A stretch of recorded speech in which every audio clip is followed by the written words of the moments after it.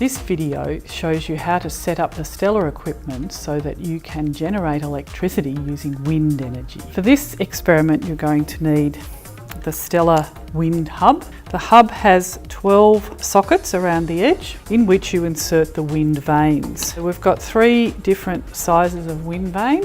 Each one has a ridge on the back and flat on the front, and it's also got its area printed on it. You also need the wind generator, you'll need the STELR fan, a clamp stand and boss head, and today we're going to use the STELR test rig to see if we can use wind energy to light up the lamp. I'm going to use 3 of the yellow blades today. This turbine's got 2 halves. You can loosen it to increase the gap between the 2 halves or tighten it. So loosen it a little bit and insert a blade in. So we'll put the other 2 blades in.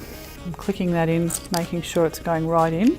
And then we tighten the blue knob, but not too tightly. The blades are firmly in place, but they can be swiveled so that you can alter the blade angle. I'll put these all on about 30 degrees. So this is ready now to put into the wind generator. There are 2 hexagonal sockets here. This one here is connected directly to the motor. This one here is geared 2.5 times, and students should always use this one. So we pop it into there like that, firmly, then clamp it into the retort stand using a boss head. So this is now ready to go. The optimal distance of the fan, which is our wind generator, is about 50 centimetres. So we're ready to go now to see if we can generate some power. So I'm going to switch the fan on. Sometimes you need to give it a little kick start like that. And you can see that the light is just lighting up there.